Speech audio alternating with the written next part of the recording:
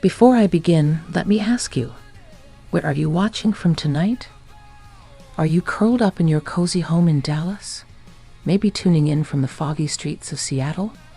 Or perhaps you're listening from a quiet little town like mine, where the most excitement you get is when the mail arrives on time. Because what happened to me, well, it happened in a quiet place just like that, and it still takes my breath away when I think about it. Let me tell you what happened.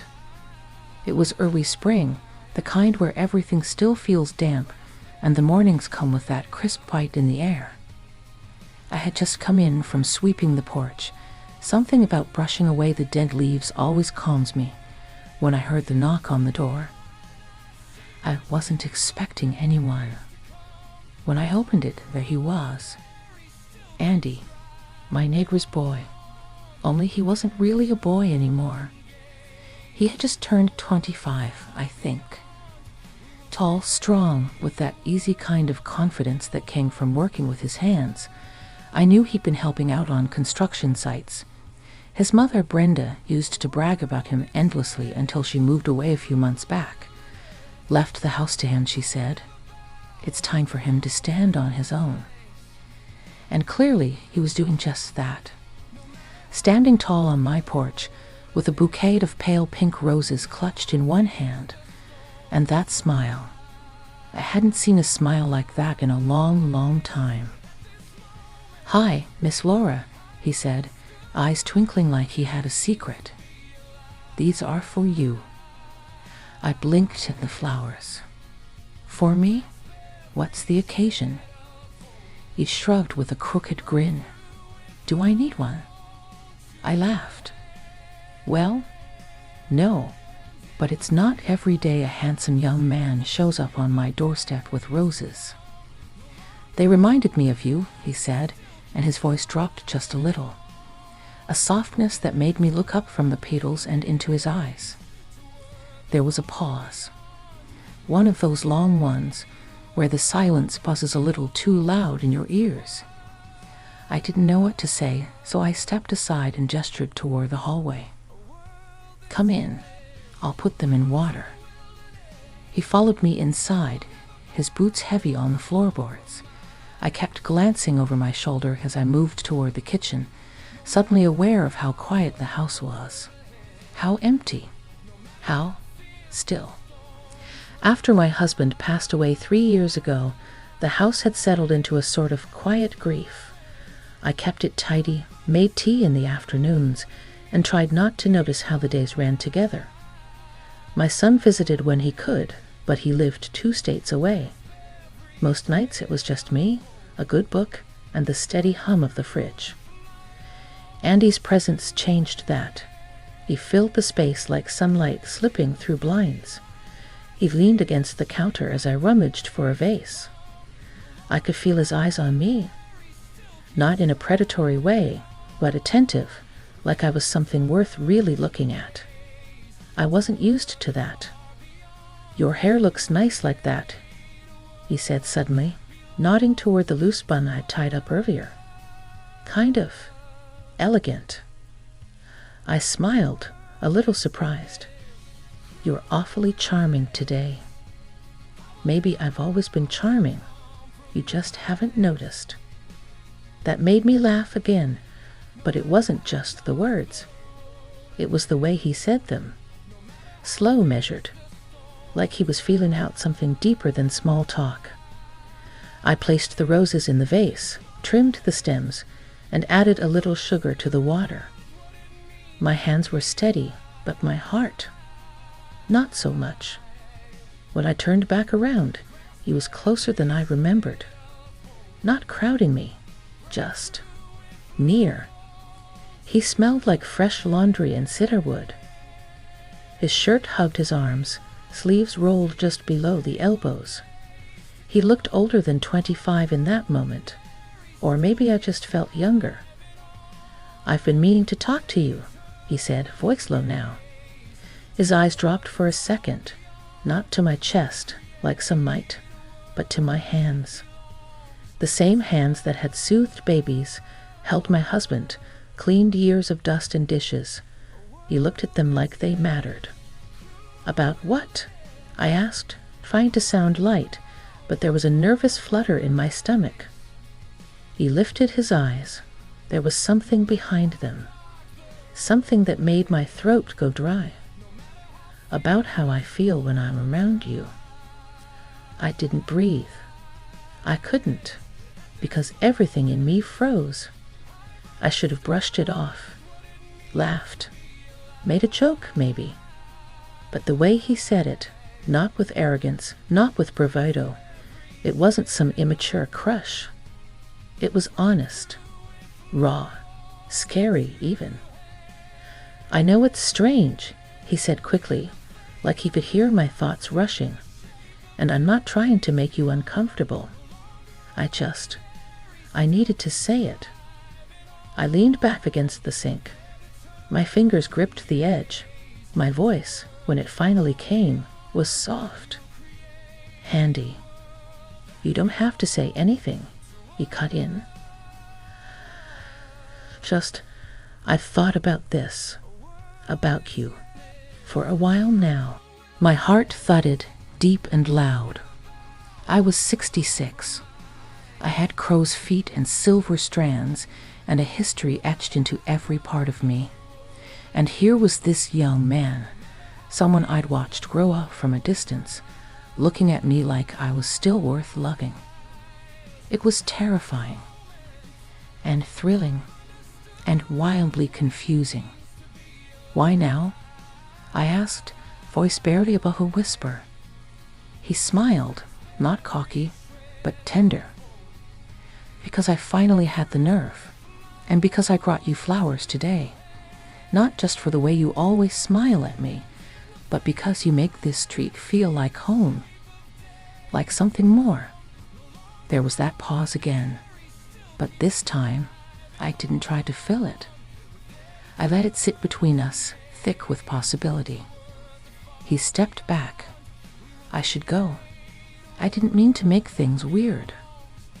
And with that, he turned, headed toward the door.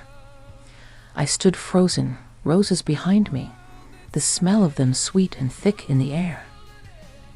Before he opened the door, he turned back just once and said the words that truly stopped my heart. Just think about it, okay? Then he was gone, and I was left standing there in the kitchen, heart pounding, breath shallow, wondering how a simple bouquet of flowers could change the course of everything I thought I knew about myself. The flowers stayed on the counter all night. I didn't move them, didn't rearrange them, didn't even top off the water, though I noticed one of the petals had already started to wilt a little by morning. And every time I passed by, I'd pause.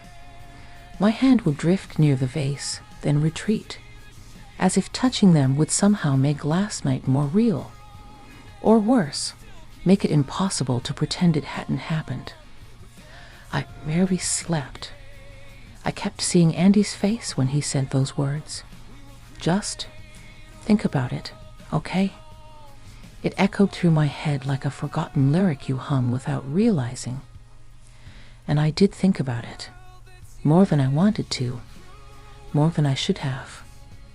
I thought about the way he looked at me, not with pity, not with flattery, but with a kind of honest reverence. Like I was something rare. Something seen.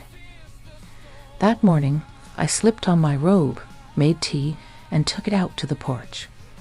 The same porch I'd swept yesterday, the same creaky old wood planks I'd paced for years. Only now it felt different. Like I was waiting for something, or someone, and I hated that I was. I didn't see him that day.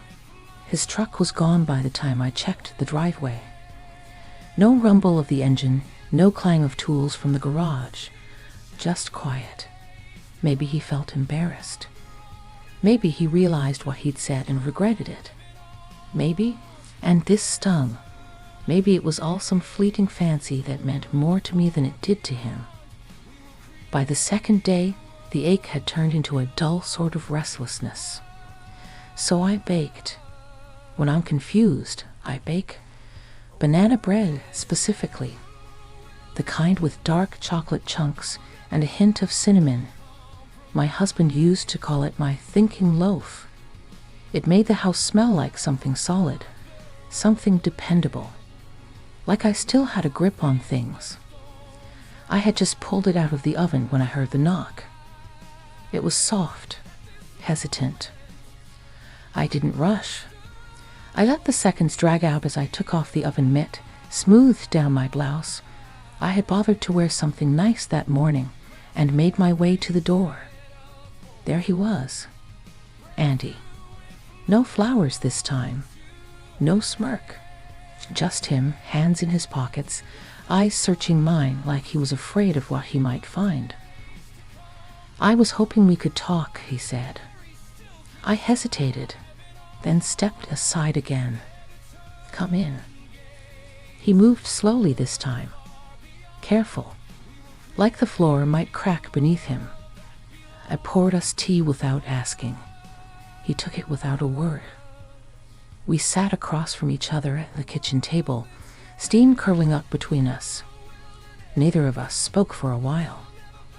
He broke the silence first. I didn't sleep much either. I looked up. His eyes were tired but clear. He wasn't playing a game. This wasn't infatuation or fantasy. This was something heavier. "I shouldn't have said what I said," he went on. "Not because I didn't mean it. I meant every word. But I dropped it on you without warning. That wasn't fair." I folded my hands around my cup. "You didn't drop anything, Andy. You told the truth. That takes courage." He blinked, surprised. "So you're not angry?" "No," I said. "Confused? Yes. Surprised? Of course. But angry? No." His shoulders relaxed. Barely. But I saw it. "I've thought a lot about what you said," I continued, "and about how it made me feel." He leaned forward, just a little, waiting. I felt flattered and scared, and then flattered again. Because it's been a long time since someone looked at me the way you do. Like I'm still a woman. Like I'm not just someone's mother or widow or neighbor. You reminded me of something I hadn't felt in years. He swallowed, lips parting slightly. "That's exactly it. You were still a woman, Laura." My breath caught in my throat.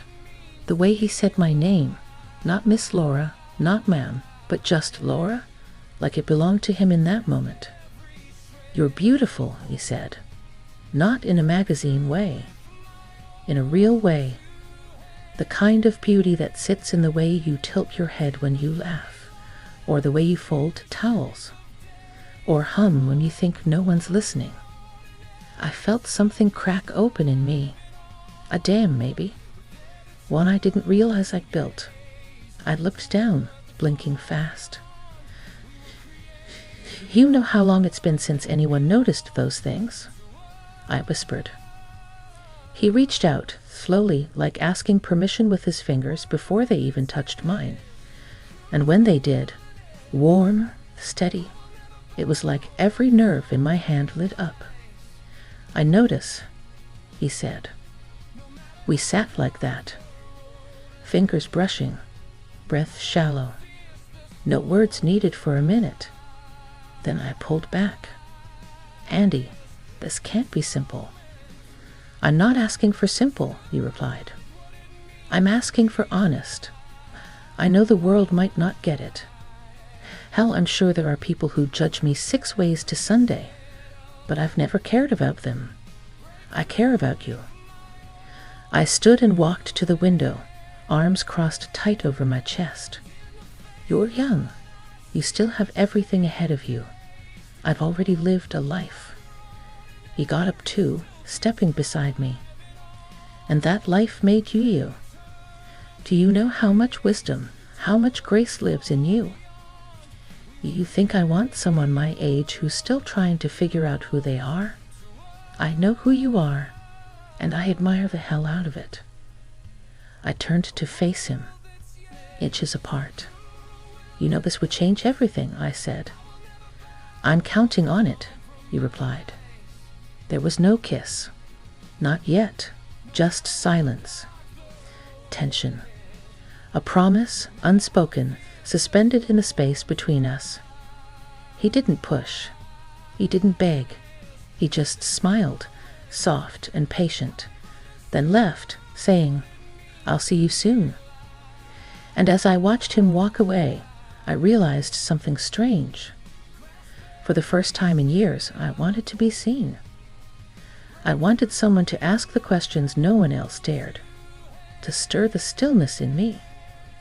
And Andy? He had just done that with a few flowers, a few honest words, and the courage to knock on my door. The week that followed felt like living in two separate worlds. In one, I was still Laura, the woman who clipped coupons from the paper, watered her hydrangeas at dusk, and made lists before heading to the store. In the other, I was something else. Someone else. A woman who woke up each morning with a buzz beneath her skin, wondering if she'd see him today. Wondering if what was happening was really happening, or just some beautiful flicker of fantasy set to fade the moment the real world looked in. Andy didn't come by right away again. He gave me space. Time. But he didn't disappear. He texted once, just a simple message. Still thinking about you. Hope your tea was strong today. I stared at those words longer than I care to admit. The care in them, the tenderness. How strange and how lovely it felt to be thought of. I didn't respond right away. I didn't know what to say. But I smiled. And I held that smile for the better part of the evening, even when the tea had gone cold and the silence crept back in. It was 2 days later when I saw him again. I had gone for a walk around the block, something I did more often now, just to keep my legs moving and my thoughts straight. The sun was low, painting everything gold, and the air had that late spring sweetness that made you want to linger just a little longer before heading inside. I was turning the corner back toward my house when I saw him. In his driveway, wiping his hands with a rag, a toolbox open beside him. His shirt was streaked with grease, and he was humming something I didn't recognize, his back turned. I should have kept walking, or at least waved and gone inside. But instead, I stopped. He sensed me before he saw me, something I noticed he did a lot. His head turned just slightly, then fully, and when our eyes met, that same familiar smile spread across his face. Evening, he said. Car trouble. Not trouble, just tuning her up. He gestured to the open hood. She's old but reliable. I chuckled. That sounds familiar. He tilted his head. Was that a self-burn? Maybe. I paused. Maybe I'm feeling brave today. Andy wiped his hands clean, tossed the rag into the box, and stepped closer. I like you brave. I didn't look away. I've been thinking too. Yeah, I nodded. About you. About this. About what it could mean. He waited. And I'm still scared, I admitted. But I'm also curious. A spark lit in his eyes. Laura, if all we ever do is talk, that's enough for me. I just want time with you. To know you. The sincerity in his voice was like a balm. Steady. Warm. You free tomorrow? He asked. I raised a brow. You asking me on a date? He grinned. If you want to call it that. I was thinking coffee. Or a walk down by the lake. Nothing fancy. I hesitated for half a breath. Then nodded. All right, tomorrow. And that's how I found myself the next afternoon, standing in front of my closet like a teenager again, agonizing over what to wear. I must have tried on 5 outfits. Too casual, too formal, too frumpy, trying too hard. Eventually, I settled on a soft blue blouse that brought out the gray in my eyes and a pair of slacks that fit just right. I even curled my hair a little, added a dab of lipstick. As I looked in the mirror, I felt something unfamiliar stir in me. Excitement. He picked me up at 3. I hadn't been picked up for anything in years. He didn't bring flowers this time, just a shy smile and a compliment that turned my cheeks warm. We drove in his truck, windows down, music playing low, something folksy and slow, and talked like we'd been doing it forever. At the lake, we found a quiet bench shaded by tall trees, the water glittering in the sun. Families were out. Ducks waddled near the shore. A couple of teens were skipping rocks in the distance. We sat close, but not touching, and we talked. About his work, his dreams of starting his own business someday. About his mother, how much he missed her, how she'd always told him to trust his instincts. He asked about my husband. I hadn't expected that. What was he like? Andy asked gently. I stared out at the lake, steady, kind, funny when he wanted to be. We had a good life. Not perfect, but good. Do you miss him? Every day, I said honestly, but not in the same way I used to. At first, I missed his presence. Then I missed the routine. Now, I miss the feeling of being known. Andy was quiet for a long moment. Then he reached over, and this time, he did take my hand. I didn't pull away. You deserve to be known again, he said, and not because of what you were to someone else, but because of who you are right now. I blinked quickly, the weight of those words landing deeper than I expected. Squeezed his hand back. We sat like that until the sun began to dip. And as we stood to head back to the truck, he turned to me, his expression serious. I don't want to rush you, he said. I know this isn't simple, but I meant what I said before. I'm here, if you want to explore this, whatever this is. I nodded slowly. I don't know what it is yet, but I want to find out. And then, gently, without pressure, he leaned forward and kissed my cheek, just there, light, warm, enough to make my skin hum. It was the first touch of something new. And as we drove home, windows down again, breeze in my hair, I realized something I hadn't let myself feel in a long time. Hope. The house felt different when I stepped back inside that evening. The air was the same. The creak in the hallway floor still there. The scent of lavender from the diffuser in the corner still drifting gently through the rooms. And yet, everything felt touched by something softer. As if the walls themselves had breathed in the day with me and were quietly waiting to see what I'd do next. I set my purse down, slipped off my shoes, and walked slowly into the kitchen. The roses on the counter had finally started to sag, the petals curling at the edges, their soft pink color now a faded blush. I didn't throw them out. Not yet. I wasn't ready to say goodbye to them. Not when they'd been the first sign of something awakening. I sat at the table, staring at nothing in particular, letting the hum of the refrigerator and the memory of Andy's voice fill the quiet. He had dropped me off with that same smile, the one that somehow made me feel safe and flustered all at once, and said, I'll call you tomorrow.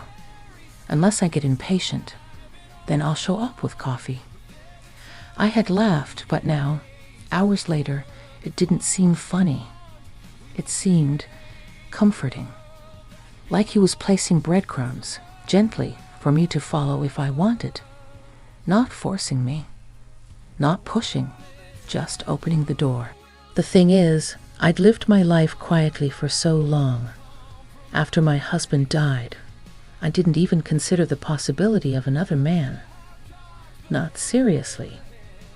I had convinced myself that part of my life was over, that I'd had my chance, my great love, and now it was time to fade gently into the background. And maybe I had made peace with that, or maybe I just got used to the loneliness. But now I was unsettled in the most beautiful way.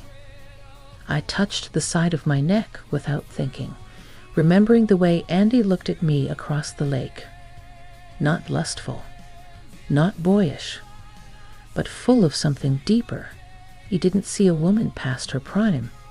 He saw me, all of me, and he wasn't scared of what came with that. The next few days moved with an odd rhythm. He didn't push. We texted here and there, playful, thoughtful messages that made me smile every time my phone buzzed. One morning, I found a note taped to my mailbox. "You make the neighborhood look better. Just thought you should know." No one had ever written me something like that, not even my husband in his prime.